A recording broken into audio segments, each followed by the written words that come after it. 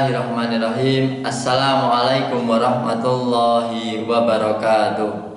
Sahabat ASJ TV yang berbahagia dimanapun kalian berada, di sini kami akan sedikit menyampaikan materi kultum yang berjudulkan bersedekah di jalan Allah. Sebelumnya kami buka terlebih dahulu. Innalhamdalillahi nahmaduhu wa nasta'inuhu wa nastaghfiruh wa na'udzu billahi min syururi anfusina wa min sayyiati a'malina may yahdihillahu fala mudhillalah wa may yudlilhu fala hadiyalah. Asyhadu an la ilaha illallah wa asyhadu anna Muhammadan abduhu wa rasuluh. Allahumma sholli ala Muhammad wa ala ali Muhammad, amma ba'd. Qala Allah Ta'ala fi kitabil karim, a'udzu billahi minasyaitonir rajim. Ya ayyuhalladzina amanu kutiba alaikumusiyam kama kutiba alal ladzina min qablikum la'allakum tattaqun. Shadaqallahul adzim. Sahabat ASJ TV yang berbahagia, pertama dan yang paling utama, marilah kita senantiasa memanjatkan puji syukur kehadirat Allah Subhanahu wa taala, yang mana pada detik ini, pada kesempatan kali ini, kita semua masih diberikan keberkahan, kita semua masih diberikan berbagai nikmat, salah satu diantaranya yaitu nikmat sehat. Dan masih banyak lagi yang Allah berikan kenikmatan itu kepada diri kita.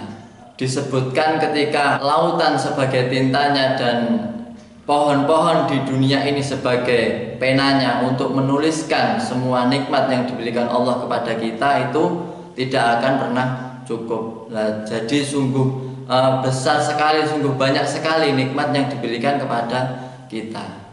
Jadi sudah sewajarnya, sudah keharusan bagi kita untuk selalu mensyukuri semua pemberian Allah Subhanahu wa taala ini. Allah memberikan nikmat sehat, mari kita pergunakan kesehatan itu untuk hal-hal yang positif, hal-hal yang bermanfaat. Allah memberikan nikmat kaki kepada kita, marilah kita pergunakan kaki kita untuk berjalan, berjihad di jalan Allah. Allah memberikan nikmat mata kepada kita, mari kita gunakan mata kita untuk melihat hal-hal yang baik saja. Oleh karena itu, marilah kita untuk selalu mensyukuri nikmat yang diberikan Allah kepada kita. Karena ketika tatkala kita mau bersyukur, Allah mengatakan bahwasanya Allah akan menambahkan nikmatnya kepada diri kita. Yang kedua kalinya, sholawat beriring salam semoga tetap tercurah limpahkan kepada junjungan kita Nabi Allah, Nabi besar Muhammad Sallallahu Alaihi Wasallam, di mana Nabi yang bangsa Allah kita cari syafaatnya di yaumul akhir nanti. Jamaah ASJ TV yang bangsa Allah dirahmati Allah Subhanahu wa taala, sebelum kami menyampaikan isian kultum pada kesempatan kali ini, kami akan sedikit bercerita bahwasanya dahulu ketika zaman Rasulullah ada sahabat yang namanya Sya'ban. Mungkin kita tidak asing lagi dengan sahabat ini. Bahwasanya ketika itu sahabat terkenal orangnya itu selalu menjaga sholat 5 waktu, dan dia juga selalu bersedekah.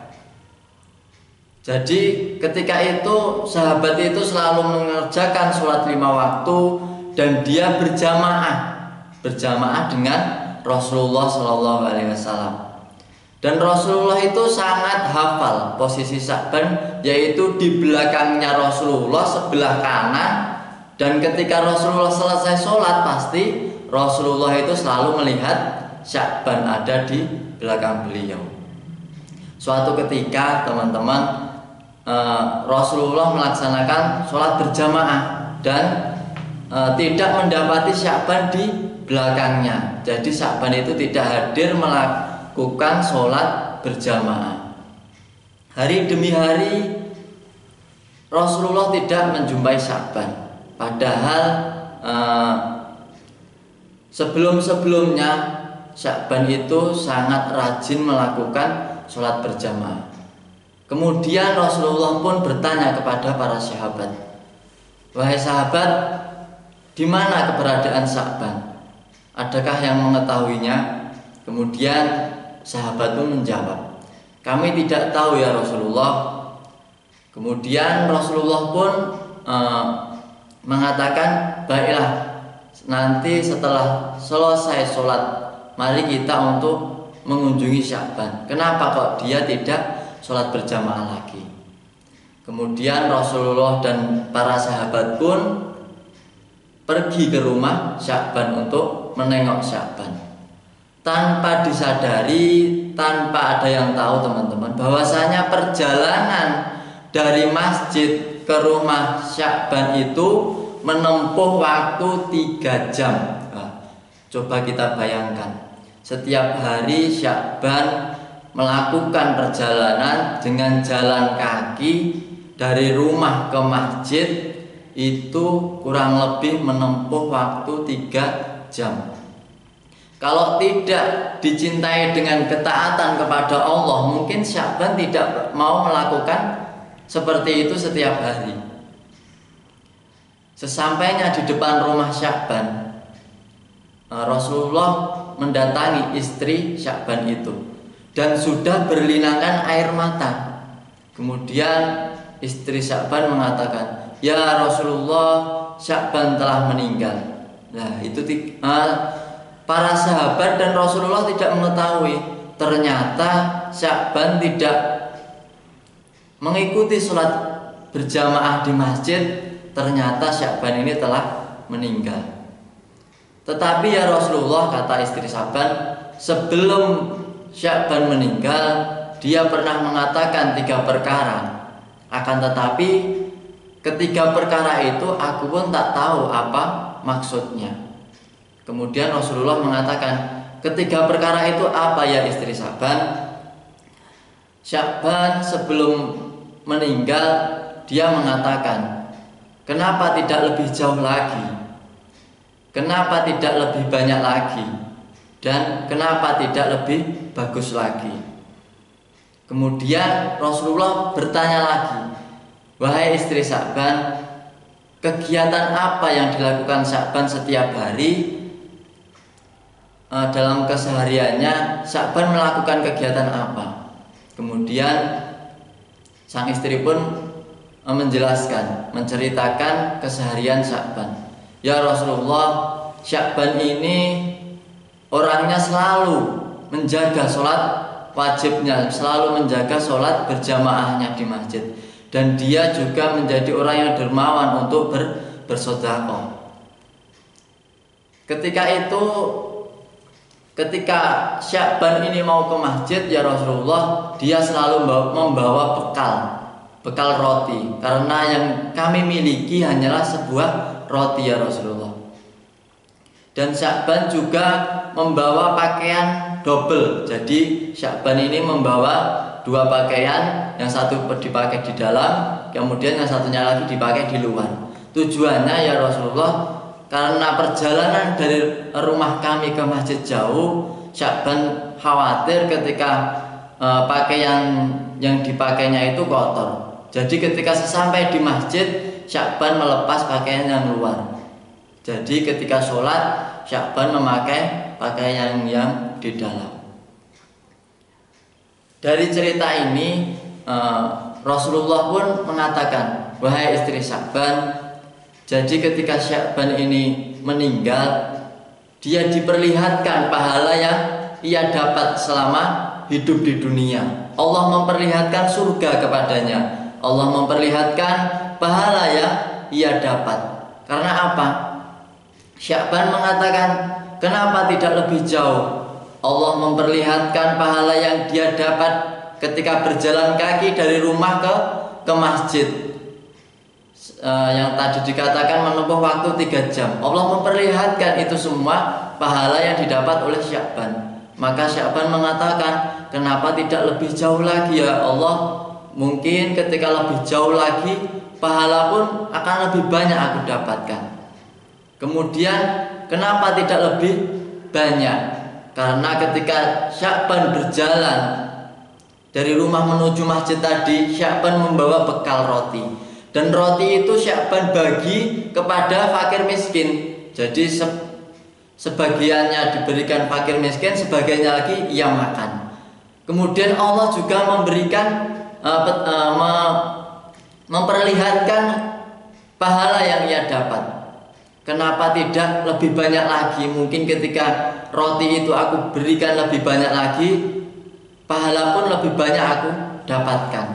Kemudian perkataan yang terakhir, kenapa tidak lebih bagus? Jadi teman-teman semuanya, ketika Sya'ban ini memakai dua pakaian dan ia melihat seorang fakir miskin yang tidak memiliki pakaian yang layak, baju yang ia pakai itu dia lepas dan diberikan kepada fakir miskin itu. Allah di situ juga memperlihatkan pahala yang dia dapat. Jadi Sya'ban mengatakan, kenapa tidak lebih bagus lagi? Mungkin ketika lebih bagus lagi, lebih banyak lagi pahala yang aku kumpulkan. Dari sedikit cerita ini, teman-temanku semuanya, dapat diambil kesimpulan bahwasanya tatkala kita niatkan semuanya karena Allah Subhanahu wa taala, itu Allah pasti akan menggantinya yang lebih baik lagi. Allah pasti akan menggantinya yang lebih banyak lagi. Seperti itu. Allah juga berfirman di dalam Quran surat Al-Baqarah ayat 261. Di situ dijelaskan teman-teman bahwasanya perumpamaan orang yang menginfakkan hartanya di jalan Allah seperti sebutir biji yang menumbuhkan 7 tangkai. Pada setiap tangkai akan tumbuh 100 biji. Allah melipat gandakan bagi siapa yang Dia kehendaki, dan Allah Maha Luas, Maha Mengetahui. Nah, Quran surat Al-Baqarah ayat 261. Hal yang sangat dahsyat dan luar biasa adalah bersedekah dengan tangan kanan, akan tetapi tangan kiri kita seolah-olah tidak tahu. Nah, jadi maksudnya apa teman-teman? Kita bersedekah, akan tetapi tangan kiri kita seolah-olah tidak mengetahuinya. Jadi jangan kok kita mau bersedekah tetapi kita mengumbarnya, memamerkannya kepada yang lain. Itu nanti bisa jadi sedekah kita sia-sia. Karena mungkin ketika kita memperlihatkan sedekah kita kepada yang lain, bisa jadi di dalam hati kita itu timbul perasaan riya atau sifat riya. Dan sifat riya itu pastinya sangat tidak disukai Allah Subhanahu wa taala. Oleh karena itu, jamaah semuanya, marilah kita luruskan hati kita. Kita niatkan ketika mungkin hari ini niat kita mungkin masih salah, terkhusus di bulan suci Ramadan ini mungkin niat kita masih salah. Kita berpuasa hanya karena malu dengan teman-teman kita. Teman-teman kita berpuasa kok kita tidak, mungkin seperti itu. Mari kita rubah niat itu. Kita niatkan lurus karena Allah Subhanahu wa taala. Kita mencari ridho dari Allah Subhanahu wa taala. Seperti yang Pak Wahyu katakan tadi, ketika kita ikhlas memberikan apa yang kita miliki di jalan Allah Subhanahu wa taala, pasti Allah akan menggantinya yang lebih baik lagi. Dan Pak Wahyu tekankan teman-teman semuanya, kita bersedekah tidak harus berupa materi, tidak harus berupa uang. Karena apa? Kita bersedekah bisa dengan tenaga kita, mungkin dengan pikiran kita. Bahkan di dalam hadis itu dijelaskan, senyummu untuk saudaramu adalah sedekah, adalah sedekah.